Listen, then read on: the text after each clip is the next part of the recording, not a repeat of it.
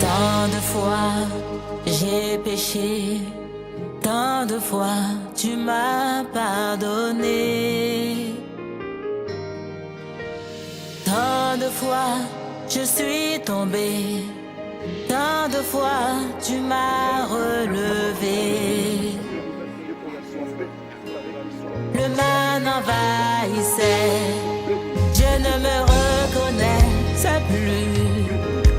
Oh, je me mentais à moi-même, me pensant plus forte que le péché.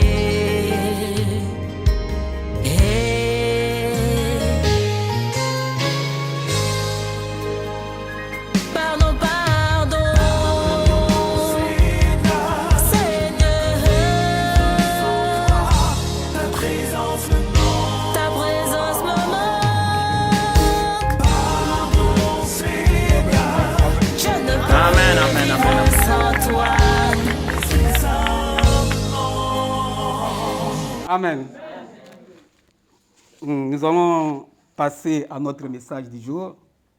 Moi, j'intitule ce message « Faire la différence ». Amen.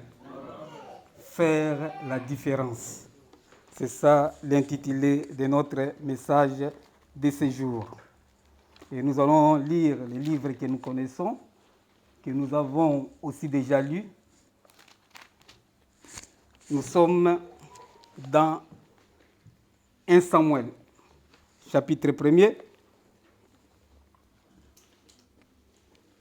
Nous allons lire du verset 7 au 11e verset. Je lis la parole du Seigneur. Est-ce que nous sommes?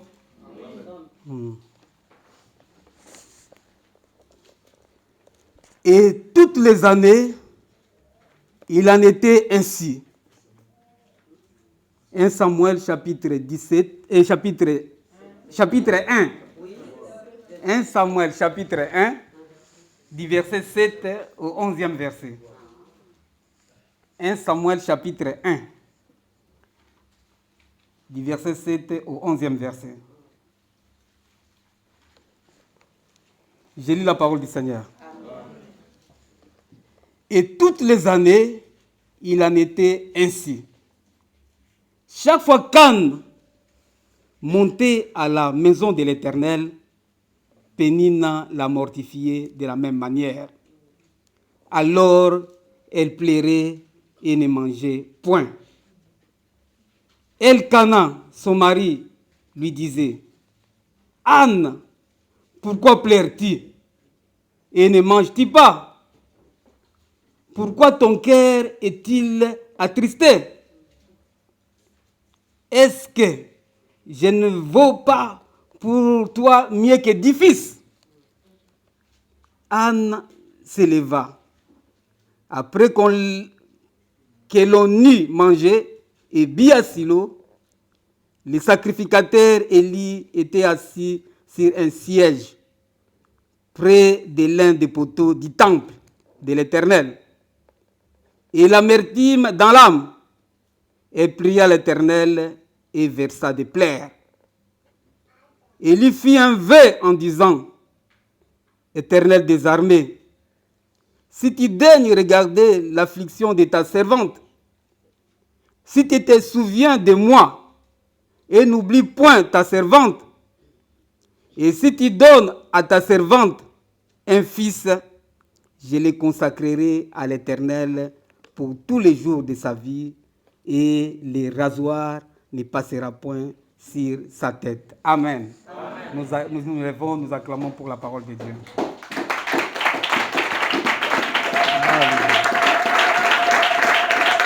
Gloire à Dieu. Amen. Amen, amen, amen. Gloire au Seigneur. Amen. Que Dieu soit béni. Quand on parle de la différence, c'est-à-dire c'est une séparation. C'est une distinction. C'est une façon de distinguer les choses, de séparer les choses. de mettre d'un côté les bons ou bien de l'autre côté les mauvais. Ou bien séparer les couleurs noire, couleur rouge, orange et ainsi de suite, pour créer la différence de certaines choses.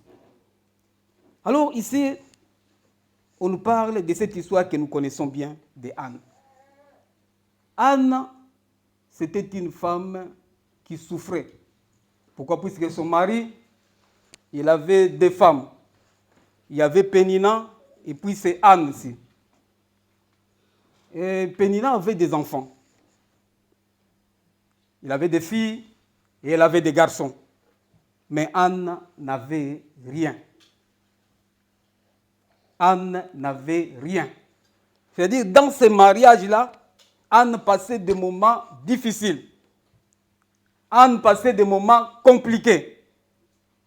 Pourquoi? Puisque Pénina mortifiait Anne. Elle était tout le temps à dire des paroles contre Anne. Alors c'est là, je pense que Anne passait des moments durs. Mais quand bien même son mari était en train de dire c'est ce qu'elle disait là, mais Anne, je pense qu'en elle, ça ne va pas. Son mari lui montrait toujours l'amour, qu'elle aime Anne. Et là, elle porte toujours Anne dans son cœur. Mais Anne, comme tellement qu'elle cherchait l'enfant, elle n'avait pas d'enfant, mais elle avait toujours les situations, sa situation n'était pas toujours bonne. Amen. C'est-à-dire, elle n'était pas vraiment à l'aise. Mais Anne, comme c'était une servante de Dieu, comme elle s'est donnée à Dieu, malgré tout ce qu'elle passait, Anne continuait toujours à implorer la grâce de Dieu pour sa vie. Anne continuait toujours à aller au temple, à aller prier le Seigneur. Anne continuait toujours à se tourner devant la présence du Seigneur pour implorer la grâce de Dieu afin que Dieu agisse dans sa vie. Amen. Malgré toutes les critiques de Pénina, malgré tout ce que Pénina disait contre elle, malgré tout ce que Pénina racontait contre elle, mais Anne, elle, c'était quelqu'un qui était toujours là, se donner à Christ. Amen. Je pense que dans les livres, là où nous avons lu, je ne pense pas qu'on nous a dit que Anne répondait à Pénina. Anne disait encore, répliquer à Pénina pour lui dire des choses. Non. Mais c'était quelqu'un, chaque fois, il allait toujours au temple, implorant la grâce de Dieu dans sa vie. Amen. Elle ne cessait pas. Elle ne regardait même pas Pénina. Elle ne s'occupait même pas de Pénina. Mais je pense que quand elle allait au temple, elle priait le Seigneur. Elle priait, il y avait des prières qu'elle faisait. Peut-être qu'à un moment, elle disait, Seigneur, donne-moi l'enfant pour que Anne et pour que Pénina ferme sa bouche. Peut-être qu'elle priait que Seigneur, donne-moi l'enfant pour que Pénina arrête de me critiquer. Peut-être qu'elle priait, Seigneur, donne-moi l'enfant pour que mon mari soit aussi dans la joie. Mais peut-être ces prières-là, bien aimées, n'arrivaient pas, vraiment ces prières-là ne plaisaient même pas à Dieu. Ça ne touchait pas vraiment le cœur de Dieu. Alléluia. Elle priait, il allait, elle priait. Mais ces choses-là ne touchaient pas le cœur de Dieu.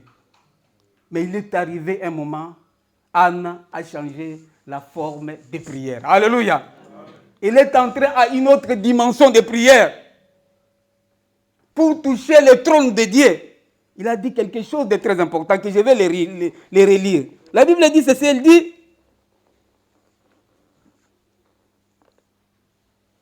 la Bible dit que si l'Éternel des armées, si tu daignes regarder l'affliction de ta servante, si tu te souviens de moi, et n'oublie point ta servante, et si tu donnes à ta servante un fils, je le consacrerai à l'Éternel pour tous les jours de sa vie. Amen. C'est-à-dire que c'est cette prière, quand Anne a fait cette prière ici, bien aimé, cela a touché le cœur de Dieu. Alléluia.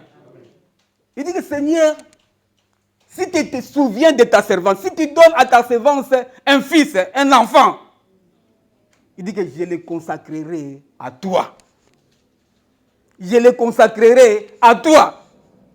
Quand il a fait ce vœu, il a dit à Dieu cela, bien aimé, je pense que Dieu là où il était, il a demandé même aux anges de reprendre, s'il y avait des replays là-bas, et voulait encore réécouter cette prière-là. Alléluia. Amen.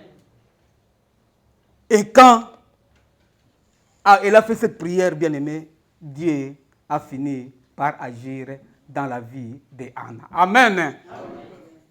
Il a fini par agir dans la vie d'Anne. Il dit que Seigneur, souviens-toi de moi. Je pense que toi aussi, dans ta vie, tu as des problèmes, tu as des situations. Tu veux que Dieu se souvienne de toi.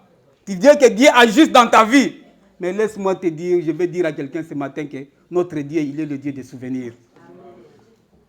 C'est un Dieu, quand tu le pries, il est capable de se souvenir de toi. Alléluia.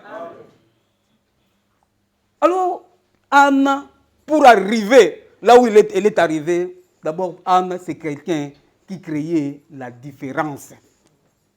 Quand Pénina racontait des choses, quand Pénina lui disait des choses, bien aimé, Anne ne répliquait pas. Anne ne disait pas que comme toi tu es en train de m'insulter, moi aussi je vais dire ça, moi aussi je dis ça. Non, bien aimé. Mais Anne créait toujours la différence pour dire que non, lui, il n'est pas dans le camp de Pénina, elle est dans l'autre camp. Mon frère, ma soeur, laisse-moi te dire que dans le chemin de notre vie, nous rencontrons des Péninas. Il y a des Péninas dans le chemin de notre vie qui te montrent que avec Dieu, tu as déjà échoué.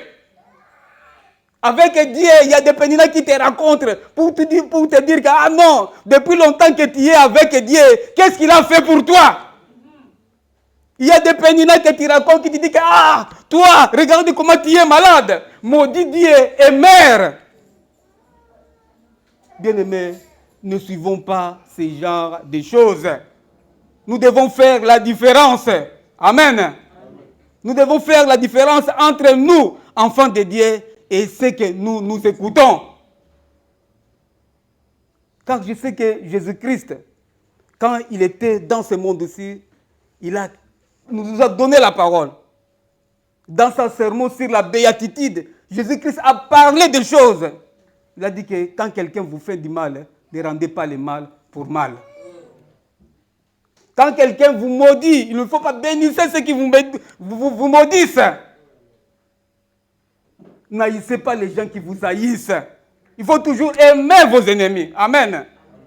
Ce sont des actions extraordinaires. Mais humainement parlant, ces actions sont difficiles à mettre en pratique. Alléluia. Amen. Ce sont des actions vraiment très extraordinaires. Mais pour humainement parlant, c'est difficile. C'est difficile. Mais nous voyons que Anne, dans sa vie, pour qu'il arrive là où il était, il marquait toujours la différence. Alléluia. Amen. Mon frère, ma soeur, nous devons aussi marquer la différence là où nous sommes. Même au travail où nous sommes, nous rencontrons des combats, nous rencontrons des gens qui ne nous aiment pas. Tu rencontres des gens qui te parlent des choses, qui disent des choses contre toi. Et quand ils le disent, quelle est ton attitude? Est-ce que crées-tu la différence? Est-ce que les gens peuvent constater que non, toi tu es de Dieu et ils ne sont pas de Dieu? Est-ce que tu es prêt à rendre le mal pour le mal ou non? Christ a dit, ne rendez pas le mal pour mal.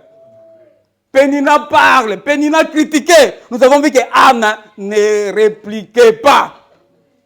Elle ne disait rien du tout. Il disait, comme toi tu m'insultes, moi aussi je vais t'insulter. Comme toi tu m'as dit ça, moi aussi je vais agir. Ou bien je vais frapper sur ton fils ou bien ta fille. Non. Bien-aimés, créons la différence partout où nous sommes. Quand nous rencontrons des Péninas dans notre vie, quelle est notre attitude? Est-ce que nous savons séparer les choses? Nous savons dire que ça c'est bon et ça c'est mauvais et moi je vais me mettre de ce côté. Nous devons savoir faire la différence partout où nous sommes. Que le monde sache que nous sommes de Dieu. Que le monde sache que nous sommes des enfants de Dieu. Comme Anne, malgré tout ce qu'il passait, en aucun cas, il n'a laissé d'aller dans les temples pour implorer la grâce de Dieu. Il allait toujours prier le Seigneur. Il allait toujours invoquer la grâce de Dieu. Il allait toujours demander à Dieu qu'il puisse agir dans sa vie. Et elle ne voyait pas tout ce que Anne était en train de dire. Amen. Tout ce que Pénina était en train, merci. Tout ce que Pénina était en train de dire. Elle ne regardait pas ça. Mon frère, ma soeur, à l'école, il y a des Pénina. Au travail, il y a des Pénina. Au marché, il y a des Pénina. Dans les magasins, quand tu vois, tu rencontres des Pénina. Et quelle est ton attitude? Qu'est-ce que tu fais quand tu les rencontres? Et tu joues leur jeu. Ou bien tu aimes faire la différence partout où tu es. Amen. Un enfant de Dieu, c'est celui qui a un esprit pacifique et un esprit patient. C'est-à-dire que tu dois être patient, bien-aimé. On doit être patient dans beaucoup de choses. Anna, il a été patient. Il a beaucoup patienté. Il ne s'est pas fatigué. Il dit que comme on est en train de me mortifier, comme on est en train de me dire des choses, non, je vais me décourager, je vais laisser, je vais lâcher. Non! Il n'a pas laissé. Il a toujours continué. Il a continué toujours avec Dieu. Il a continué toujours à aller à l'église. Il a toujours continué à aller dans le temple. Afin que le Seigneur se souvienne de lui. Amen. Amen. Mon frère, ma soeur, si tu veux que Dieu se souvienne de toi, tu dois marcher aussi dans la différence. Tu dois faire la différence partout où tu es. Tu dois savoir séparer les choses. Tu ne dois pas suivre tout ce que les Péninas sont en train de te raconter. Et nous connaissons tous Job. Job aussi, il avait rencontré un Pénina. Il avait un Pénina. Lui qui était un homme de Dieu, qui marchait dans l'intégrité. Lui qui aimait Dieu, qui craignait l'Éternel. Mais un jour, quand il est tombé malade, sa femme qui était à côté de lui, il lui a dit que, maudit Dieu et mère, qu'est-ce que Dieu fait pour toi? Qu'est-ce que ce Dieu-là est en train de faire pour toi? Pour que toi, tu restes toujours attaché à lui. Ça, c'est Pénina. Alléluia. C'est l'œuvre de Pénina. Mais un enfant de Dieu doit être patient. Alléluia. Un enfant de Dieu doit être patient. Quoi qu'il arrive, tu rencontres des situations difficiles, des choses compliquées. Il ne faut pas entrer dans les jeux de Pénina. Il ne faut pas dire que non, sans arrêt, Dieu, je suis en train de souffrir. Pourquoi tu n'agis pas? Non. Quelqu'un va te dire que non, ton Dieu là, il t'a laissé, il t'a abandonné. Pourquoi toi tu continues toujours à le suivre? Ne suivez pas ce genre de jeu. Alléluia. Dis-lui seulement que mon Dieu est vivant. Il répondra au temps convenable. C'est ça. Donc nous restons toujours attachés à ce Dieu-là. Puisqu'il est là pour nous. Mais si nous suivons les jeux de... Si Anne avait suivi les jeux de Pénina, je crois que le Seigneur n'allait pas se souvenir de lui. Si Anne était entrée dans la voie de Pénina, je pense qu'en tout cas, ce qu'elle cherchait, elle n'allait pas la voir. Mais comme elle est restée attachée à Dieu, quoi qu'il arrive, elle n'a pas bougé. Ses yeux sont restés attachés, sont restés tournés vers l'Éternel. C'est ainsi que Dieu s'est souvenu de toi. Alléluia. Amen. Alors, j'aimerais dire quelque chose, bien-aimé dans le Seigneur. Nous voyons qu'Anne, elle a cherché l'enfant. Elle a cherché l'enfant pendant longtemps. C'est pour dire qu'elle aimait avoir un enfant. Même les parents qui sont là, bien-aimés, je vais m'adresser aux jeunes pour dire que vous devez savoir que les parents vous aiment. Alléluia. C'est-à-dire que vous devez savoir que les parents vous aiment. Ils vous aiment, puisqu'ils ont cherché à vous avoir, et Dieu a béni, et ils vous ont eu. C'est-à-dire qu'ils vous aiment. Vous aussi, à votre tour, vous devez aimer les parents. Amen. Alléluia. Amen. Vous devez aussi, à votre tour, vous devez les aimer aussi. C'est très important. C'est pourquoi la Bible dit, enfant, honore ton père et ta mère, afin que tu vives longtemps. C'est-à-dire que vous devez aimer aussi vos parents. Vous devez vraiment écouter les parents, ce qu'ils disent. Nous qui avons vécu une partie de notre vie au pays, bien-aimés, nous voyons comment les parents se cassent la tête pour les enfants. Alléluia. Amen. Nous voyons comment les parents se sacrifient pour les enfants. Il y a des fois, ils se privent de beaucoup de choses pour envoyer son enfant à l'école. Il y a des fois, il dit que non, lui, il préfère même marcher à pied. Aller faire peut-être au travail à pied, afin que les paix qu'il a là, il paye peut-être les frais d'études pour les enfants, pour ses enfants. Donc, ce sont des sacrifices énormes que les enfants font, que les parents font pour les enfants. Et raison pour laquelle les enfants aussi, à leur tour, doivent aussi manifester leur amour envers les parents. Alléluia. Amen. Ils doivent aimer les parents. Amen. Amen. Enfants, écoutez les parents. Enfants, obéissez aux parents. Et les parents sont les délégués de Dieu sur la terre. C'est pas comme si je peux dire comme ça. Alléluia. Amen. Les parents sont les délégués de Dieu sur la terre. Surtout les parents qui connaissent Dieu. Il faut les écouter, bien-aimés. Les enfants. Les parents qui aiment toujours votre bonheur. Aucun parent ne peut dire non, je veux les malheurs de mon enfant. Non, il aime toujours le bonheur de ses enfants. Amen. Il aime toujours le bonheur. Pourquoi? Parce que nous voyons que quand il n'avait pas d'enfant, elle s'est battue pour avoir cet enfant-là.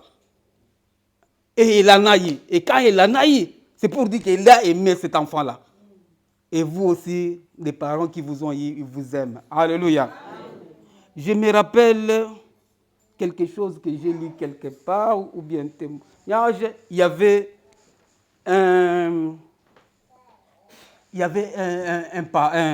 une maman. Cette maman-là, elle avait une figure, je ne sais pas si, elle était vraiment défigurée. Elle était défigurée. Alors, chaque fois, elle amenait sa fille à l'école. Elle allait chercher, l'amener à l'école, et elle allait la chercher à l'école. Elle allait la chercher à l'école et la ramener à la maison. Et puis, les copains, ou bien les copains, les copines de la fille, les collègues de classe, disaient à la fille, comment ta maman est comme ça? Elle est vraiment moche. Hein? Comment ça figure? Elle a une figure, c'est pas compliqué, en tout cas c'est compliqué là. Alors, cela a touché l'enfant.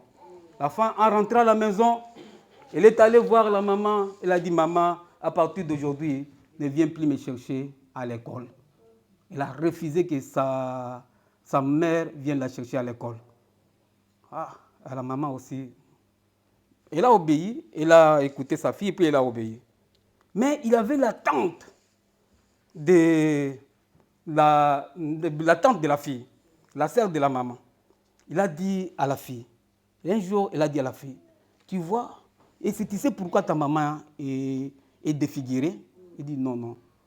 Il dit qu'un jour, toi tu étais dans la maison.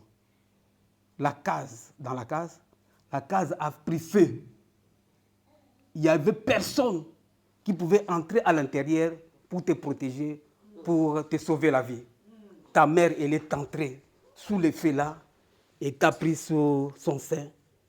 Et elle a préféré, elle, être brûlée et toi sortir vif. C'est pourquoi toi, tu es comme ça et ta mère est devenue ce qu'elle est devenue. Alléluia. Amen. Quand l'enfant a écouté ça, ça a touché l'enfant. Il a dit à la maman, maman, à partir d'aujourd'hui, tu vas commencer à venir me chercher tous les jours à l'école. Alléluia. Amen. Il dit que maman vraiment même, moi je ne pouvais plus exister. Si tu étais cette mère ici, moi je serais mort. Elle a préféré mourir à ma place. C'est pourquoi il est ce qu'elle est aujourd'hui. Alléluia. Les enfants, les parents vous aiment. Il faut écouter les parents. Il faut écouter vos parents. Même quand ils crient, quand ils te parlent des choses, écoutez-les. C'est pour votre bien. Les parents se sacrifient pour vous. Même si on est en Europe, c'est cela, mais Si vous étiez en Afrique, vous voyez comment les parents souffrent, font des choses pour leurs enfants. Vous dites qu'en tout cas, les parents aiment leurs enfants. Alléluia. Même ici, on est en Europe et vous constatez que les parents vous aiment toujours. Alléluia. Ils sortent le matin et ceci, cela, mais ils vous aiment toujours. Amen. C'est pourquoi, enfants, obéissez à vos parents. C'est très, très important. Je ne sais pas pourquoi j'ai dit ça, mais parents, enfants, obéissez à vos parents. C'est très, très, très important. Et raison pour laquelle nous avons vu que Dieu a agi dans la vie d'Anne. Pourquoi? Puisque c'est Anne, il voulait toujours créer la différence. Elle marchait dans la différence. C'est pourquoi jeunes gens, marchez aussi dans la différence partout où vous êtes. À l'école, ne suivez pas des péninants. Ne suivez pas des gens qui vous mortifient. Des gens qui vous critiquent. Qui vous disent, eh non, pourquoi toi tu es comme ça, viens de notre côté. Oh, toi tu es dépassé. Non, ne les suivez pas. Il dit que non, moi je suis l'enfant de Jésus. Je suis Jésus. Alléluia. Il ne faut pas suivre Pénin, mais suivre Jésus-Christ. Puis c'est lui et lui seul qui est mort pour toi. Amen. Il n'y a personne, il n'y a que lui. Amen. Alléluia. Amen. Nous devons créer la différence, faire la différence partout où nous sommes. C'est en ce moment-là qu'on saura que nous sommes de Dieu. Et c'est en ce moment-là que nous allons aussi vivre la gloire de Dieu dans notre vie. À cause de la différence, nous avons vu qu'Anna a vu la gloire de Dieu. Il a vécu la gloire de Dieu. Amen. Amen. Je vais lire un truc dans Psaume chapitre 42, verset 4. Qu'est-ce que ça nous dit?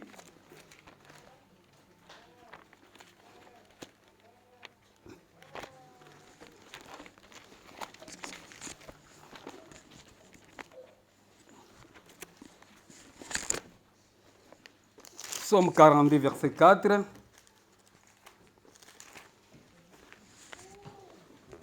La Bible dit ceci.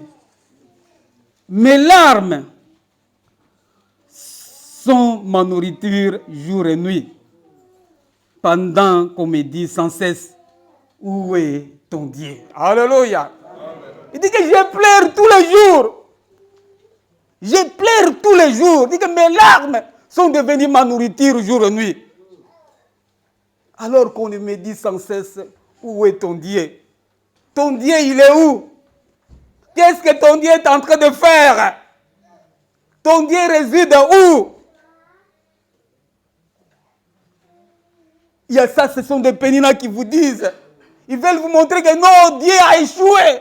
Ton Dieu a échoué, il est incapable de faire ça. Il est incapable d'agir dans ta vie. Ton Dieu est limité. Mais laisse-moi te dire que notre Dieu n'a pas de limite. Il est le Dieu qui dépasse toutes choses. Il est le Dieu qui est au-dessus de toutes choses. Il est un Dieu illimité. Là où l'intelligence des hommes s'arrête, là où la sagesse de Dieu commence. Que personne ne te dise que non, ton Dieu est limité. Que personne ne te dise que non, ton Dieu est incapable. Il dit que tout est possible à celui qui croit. Si tu suis ce Dieu-là, tu vivras sa gloire et sa grandeur dans ta vie.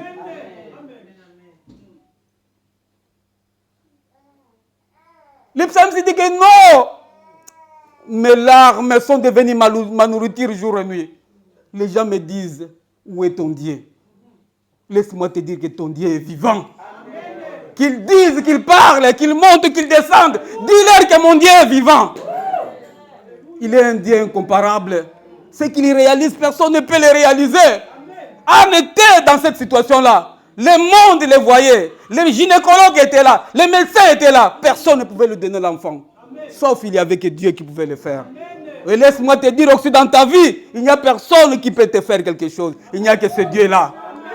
Marche dans la différence. Fais la différence partout où tu es. Tu vivras la main puissante de Dieu. Et tu vivras la gloire de Dieu. Alléluia. Alors on peut se poser la question, pourquoi des fois on ne sait pas vivre la gloire de Dieu? Pourquoi des fois on ne sait pas voir la main puissante de Dieu? Amen. Nous allons lire Actes, chapitre 20.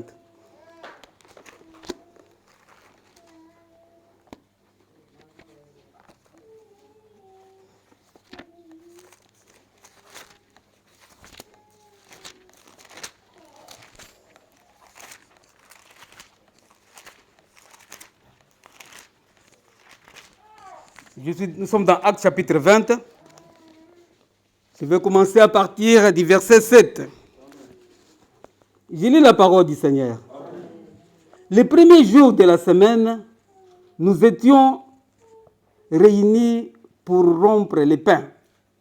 Paul, qui devait partir le lendemain, s'entretenait avec les disciples et il prolongea son discours jusqu'à minuit. Il y avait beaucoup de larmes dans la chambre. Il y avait beaucoup de lampes dans la chambre haute où nous étions assemblés.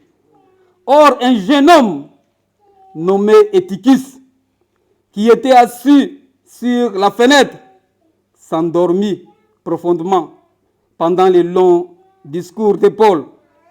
Entraîné par le sommeil, il tomba du 3e étage en bas.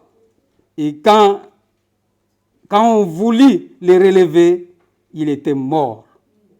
Mais Paul, étant descendu, se pencha sur lui et le prit dans ses bras en disant, « Ne vous troublez pas, car son âme est en lui. » Quand il fit remonter, il rompit le pain et mangea, et il parla longtemps encore jusqu'au jour. Après quoi il partit.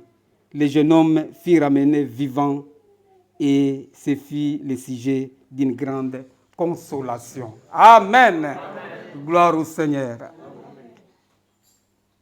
Bien-aimé, il y avait Paul.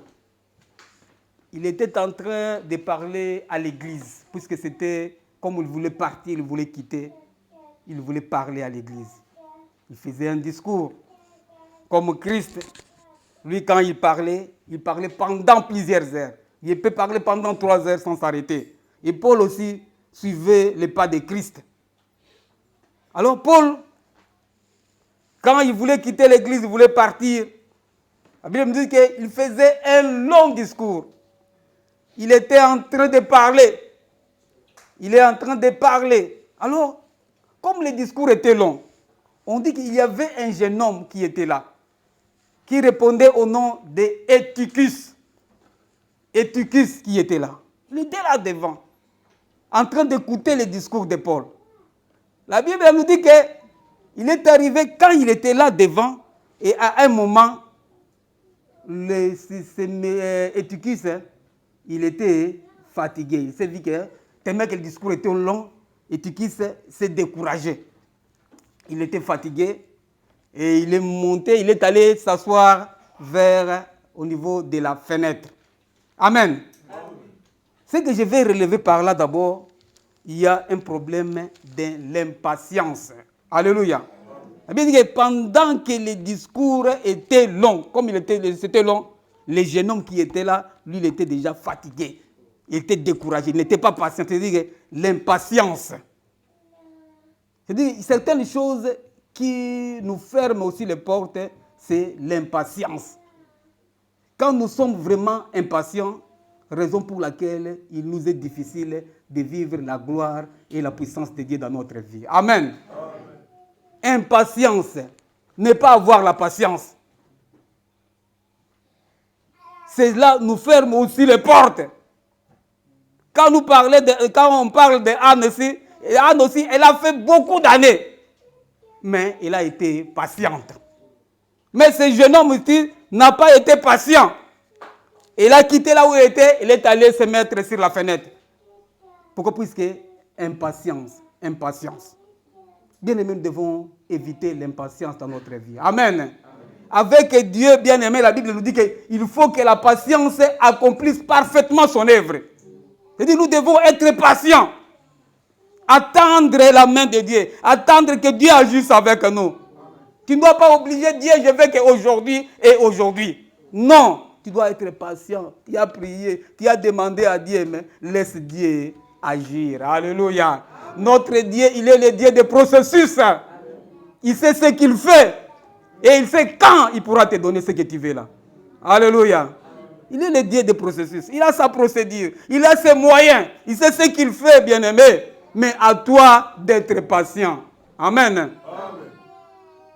Tu dois être patient, bien-aimé.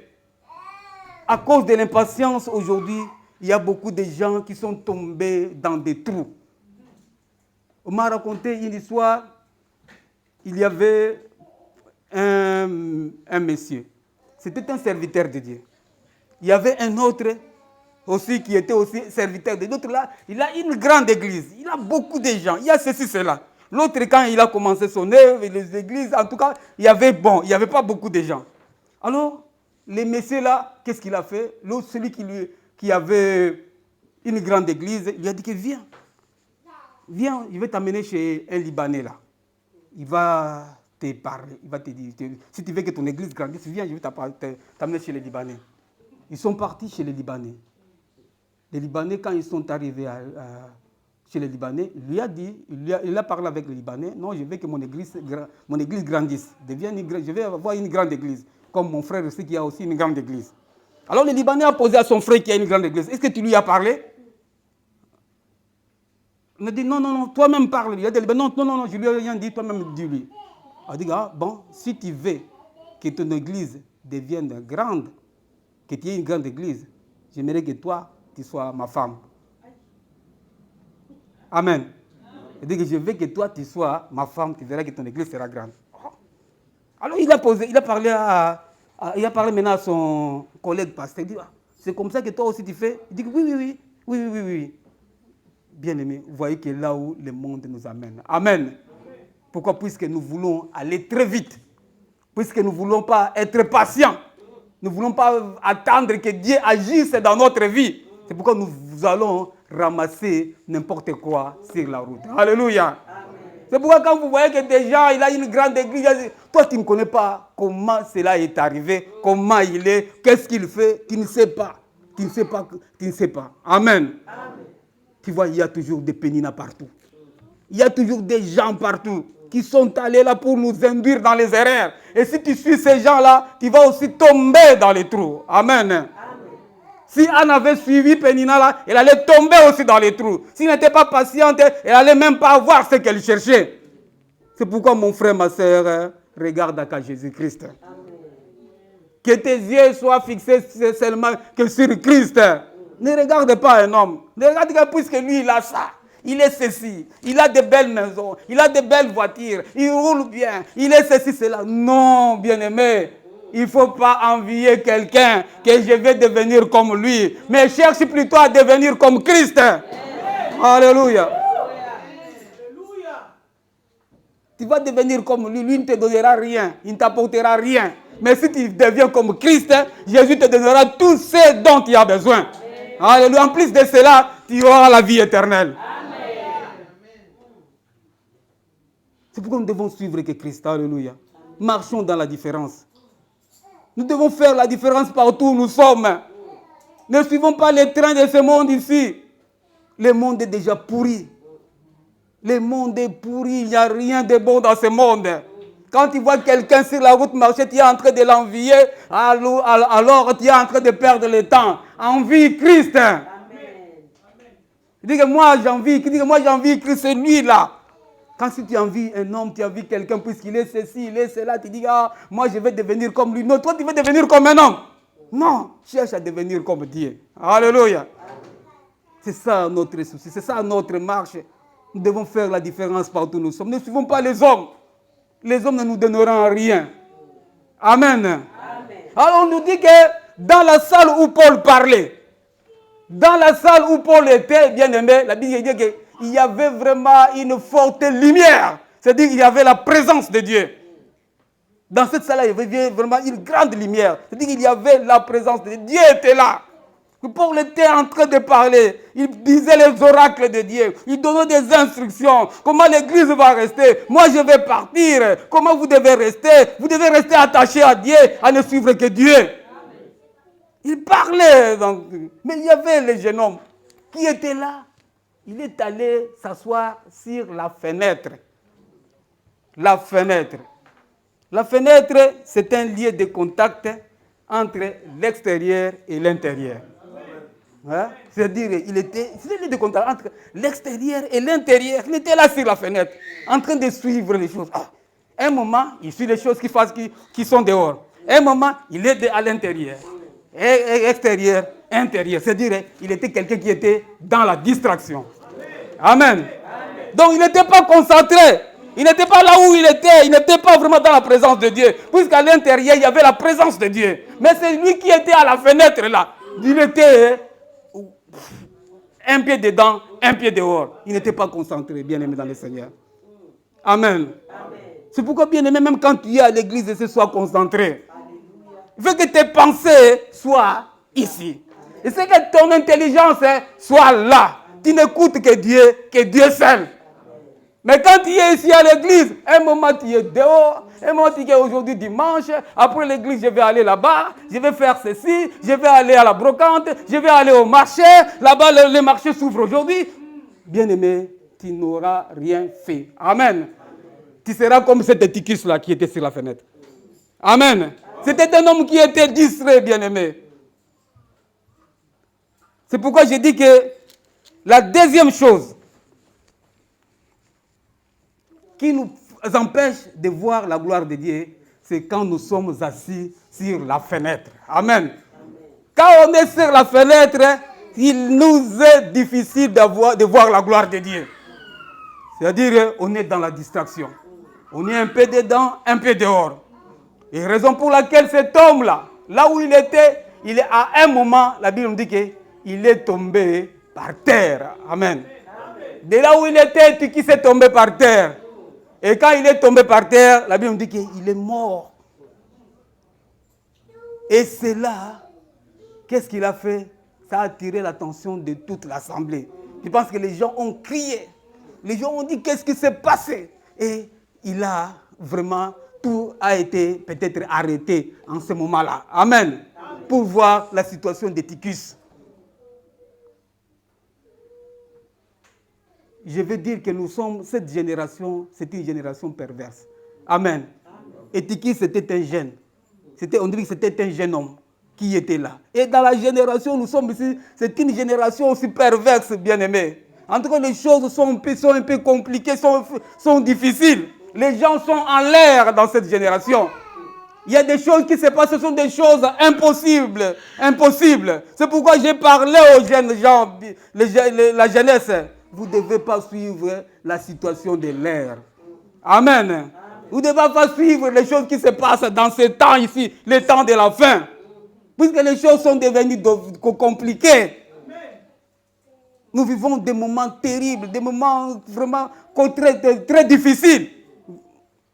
Et nous avons vu qu'Éticus qui était là, directement il est tombé à terre. Et toutes les choses se sont arrêtées, bien-aimés. Et les gens ont cessé à savoir, cet homme, Éticus, ceci, cela. Et Paul leur a dit que non, ne vous épouvantez pas. Amen. Ne soyez pas troublés. Ne soyez pas troublés. Cet homme ici n'est pas mort. Il va vivre. Amen. Bien, laisse-moi te dire, mon frère, ma soeur, la situation que tu traverses, les problèmes que tu as, je vais dire à quelqu'un que ne soyez pas troublés. La solution, Dieu est là, il est vivant, il va agir. Alléluia. Ne te trouble pas. Ne pleure pas. Car Dieu, il est là. Mais si tu veux voir la gloire de Dieu, évite la fenêtre. Évite d'être un pied dedans, un pied dehors. Et quand tu es devant la fenêtre, tu vas tomber comme Éticus. Quand tu es un pied dedans, un pied dehors, tu vas tomber comme... ce qui est arrivé à Éticus va aussi t'arriver. Alors tu dois éviter ce genre de choses. Tu dois être concentré partout où tu es. Laisse que tes regards soient fixés sur Jésus-Christ. Laisse que tu sois toujours attaché à ce Dieu-là. Pour celle qui a la solution à tes problèmes. Amen. Et nous devons marcher dans la différence. On doit faire la différence partout où nous sommes. C'est pourquoi la Bible nous dit dans le livre des Corinthiens, il dit que sortez du milieu d'eux. Séparez-vous. Et vous devez créer la différence partout où nous sommes. Nous ne devons pas être comme eux. Nous ne devons pas marcher comme eux. Mais on doit savoir que nous sommes de Dieu. C'est en ce moment qu'on saura que nous sommes les enfants de Dieu. Pourquoi? Puisque nous marchons dans la différence. Nous savons faire la différence partout où nous sommes. Amen. Amen. Que Dieu bénisse sa parole.